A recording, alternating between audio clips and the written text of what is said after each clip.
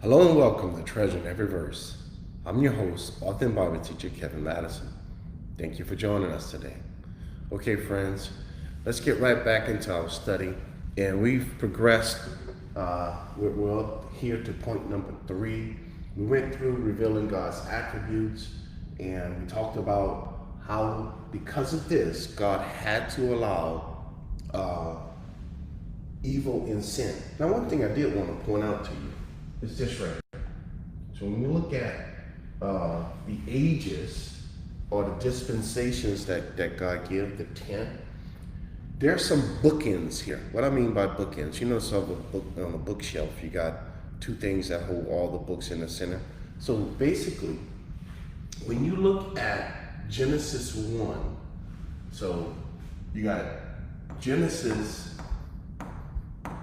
chapters 1 and 2. And then at the end of the book, over here in Revelation, you got chapters 21 and 22. You know what's not present? There's something missing in both of those chapters, or the 2 chapters in Genesis, the 2 beginning chapters and the 2 ending chapters. What's missing? There's no sin, and there's no sin.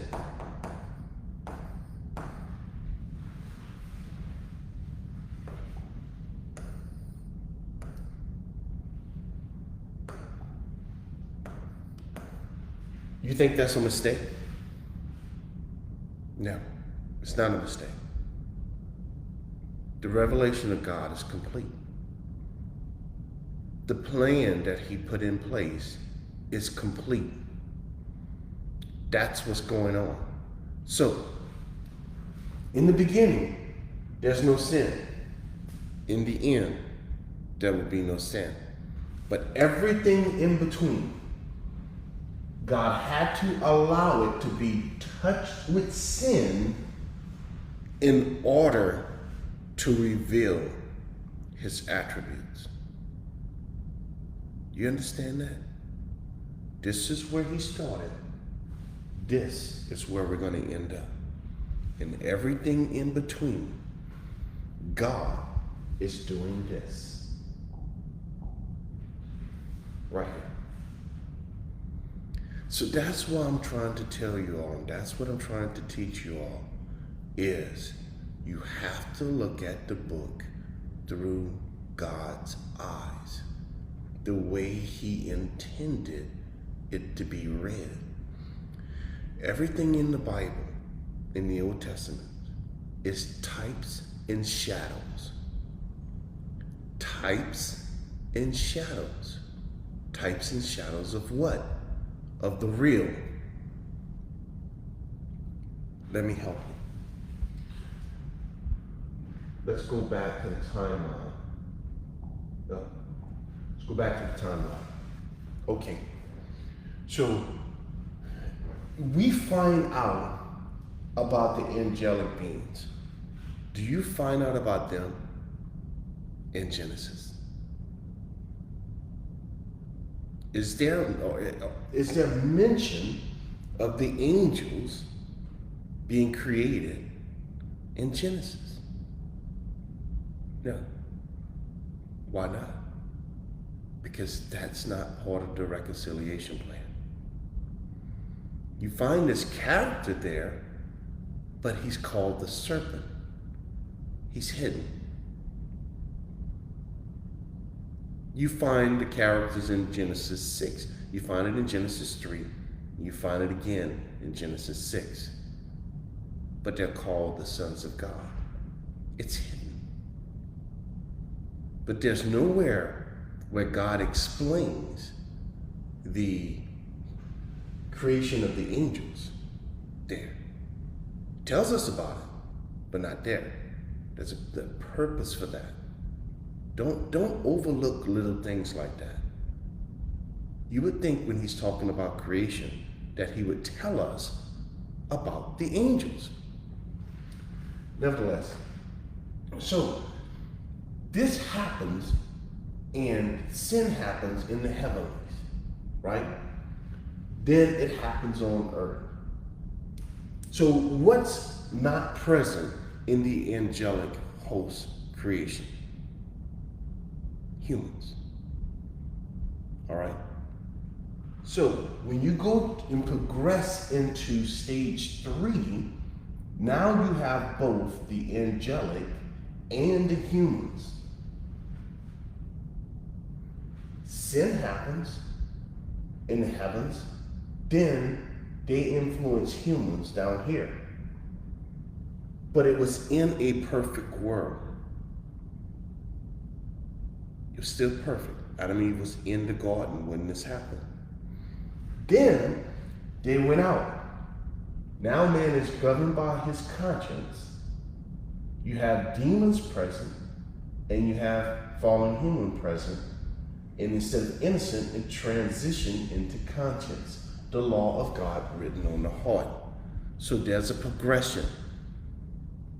Innocence, from innocence to conscience, is a progression. Then there's another progression that happens. Okay? This ended up in judgment. What happened? Well, we can start back here. Judgment back here. You said there's no sin. Yeah, man, that was sin. God's an eternal God. He knew at all times what known to God are all his works. When? They're always known to him. So, was there sin present here? Of course there were. The cross happened back here. Jesus was slain before the foundation of the world. Friend, listen to me. If he wasn't, then there would have been no possibility that God can create anything that had sin without immediate destruction. The cross happening here allowed God to be patient and show forbearance and long suffering to the angels that sin. Otherwise, he would have destroyed them immediately. It allowed God to be patient and long suffering and with forbearance to humans. Otherwise, he would have destroyed them immediately. That had to be a payment to allow God to be patient. Now, I just said that. Is that actually in the book? Is it true? Because me just saying it means absolutely nothing. That's just fantasy stuff, right? So, let's go see if we can find what I just said to you in the book.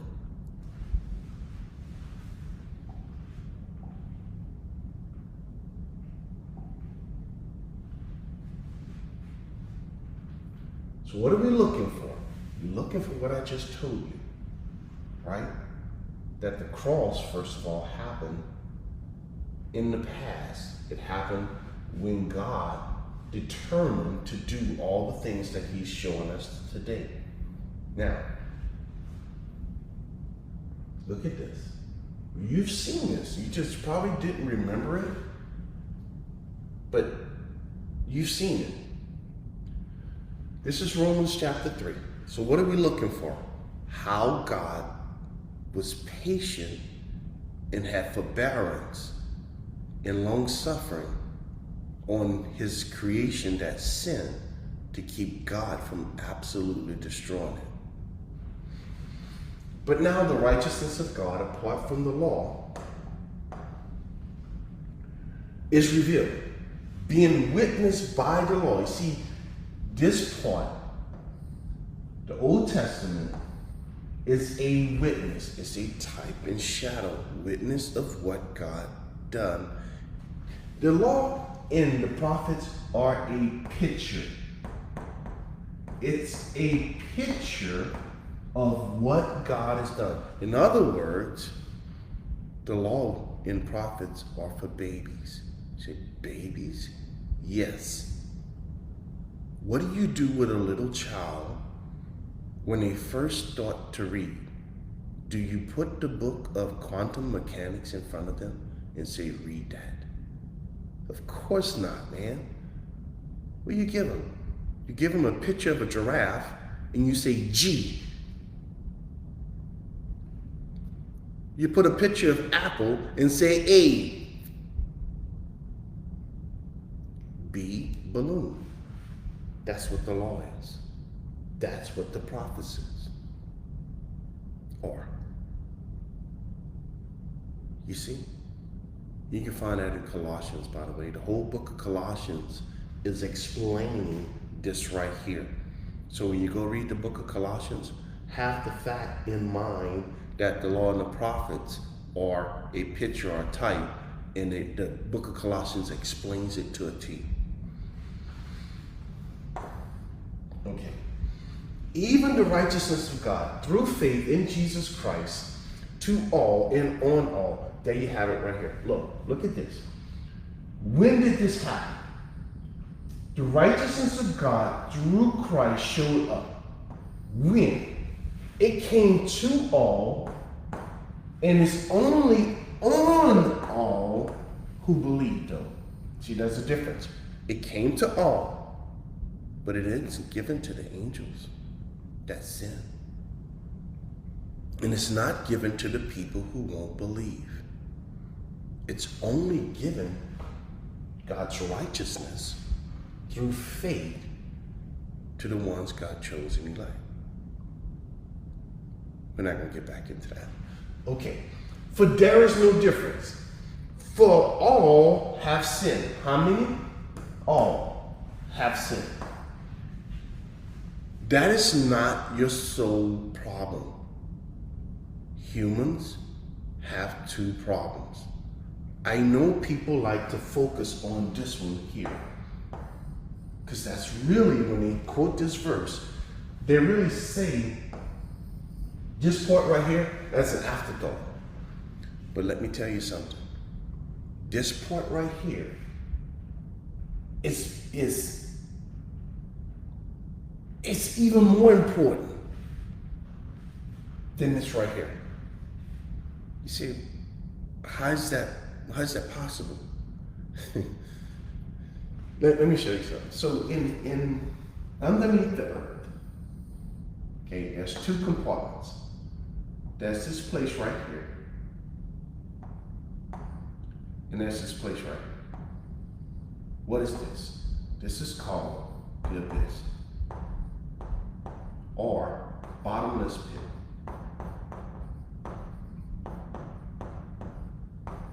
That's what the Bible calls it. Okay, that's where the demons who sinned in Genesis 6 are locked up. Okay, and then there's some other demons, 4 demons, who did something really, really bad. God locked them up in chains underneath the Euphrates River over in the Middle East. You say, how in the world you know that? Because the Bible tells me that. You think I made that up? Come on. Go read the book of Revelation, and then go read the book of Ezekiel, and you'll see exactly what I'm talking about. Okay, so that's what that place is called. What is this right here? This right here, the place is called Hades, right? But there, in the Old Testament time, there was 2 sides, okay? This side right here was called Paradise. Get out of here. Paradise. Okay? So you had one side that had torment. That's, remember the story of the rich man and Lazarus? This side had torment. And you know what this side right here is? This paradise? That's the Garden of Eden. Get out of here, Kevin. Listen. Go read the book. The book of Ezekiel tells us exactly where the Garden of Eden went. That's why you can't find it. It went down here. You said, Kevin, you're making it up. I am not making it up. I don't make things up, friends. Go read the book of Ezekiel and it tells you exactly where the Garden of Eden went. So, that's where Abraham and all these folks went Everybody in the Old Testament before Jesus Christ was raised from the dead, that's where those people went. And the people who were unbelievers, they went to this side. Now, the book of Ephesians tells us that after the resurrection, God took paradise and he took it up into heaven. Now, the only thing that's down here is this place right here, the torment side. I know I'm probably saying stuff to some of you who haven't read everything in the book or didn't comprehend it. And look, I don't apologize for what I'm saying, but what I'm saying is I don't have time to go into a deep study of each one of these things to explain it in detail to give you a clear understanding of it. I did do a video to help you out if you want to know what I'm talking about here. I think it's called What Did God Mean When He Said Worlds? Something like that. That's the title. So if you go back and look at that video, I walk you through this stuff. I just don't have time to do it today. Okay, so that's what he's talking about. Now, why do I say this right here, this part right here? So you have one where all have sinned, and you have to get rid of sin. A God is going to kill you. Okay, kill you means put you to death. The second death, cast you into hell. Why do I say this is more important? Right here. This glory of God, not having the glory of God. Because that has to do with the resurrection. That has to do with the resurrection. If you go back to John chapter 17, Jesus Christ is praying. Remember, he was there before the foundation of the earth. He asked the Father, he said, Father, I've completed the work that you have given me to do. Meaning he knew he was going to the cross. He knew he was going to die. Then he said, give me back the glory that I had with you before the world was. What was he asking the Father? After I die, after I complete the payment for sin, Lord, raise me up like you promised. In John 10, he told the Pharisees, my Father have given me a commandment. What was that, Jesus? That I lay down my life. Why? So I can take it up again. There you have it. Lay down my life for sins. Take it up again to be glorified in God. Romans 8 says that you and I are being conformed to what? The glory of the Son. If you don't come out of that grave, friend, this right here is an impossibility for me and you. The Bible calls Jesus our only hope of glory. Without him, you're not getting this back. So, this is the resurrection of Jesus Christ. Friend, if that don't happen, you're in trouble.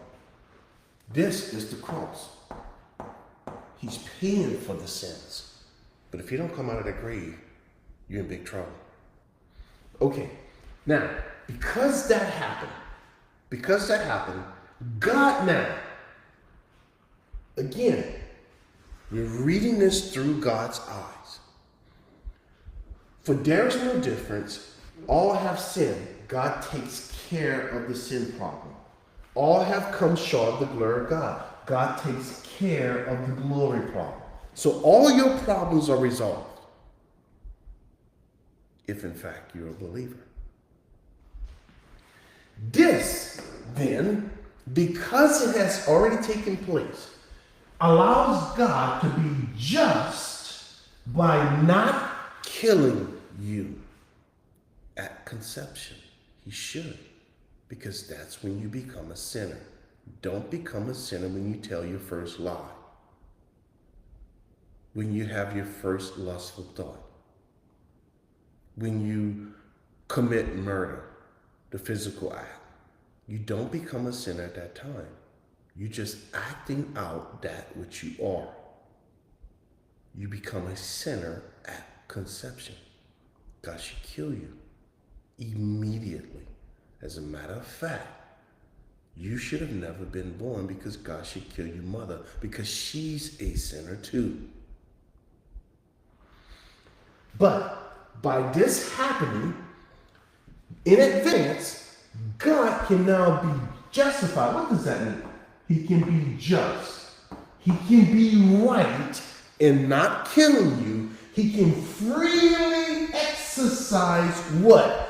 Grace. God cannot exercise grace, friend, without a payment for sin. God is holy. He don't grade on a curve.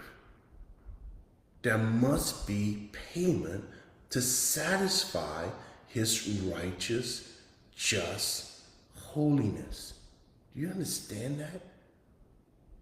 He can't just say, I'm going to let it slide. That's impossible. So the payment had to be made first. Now God can freely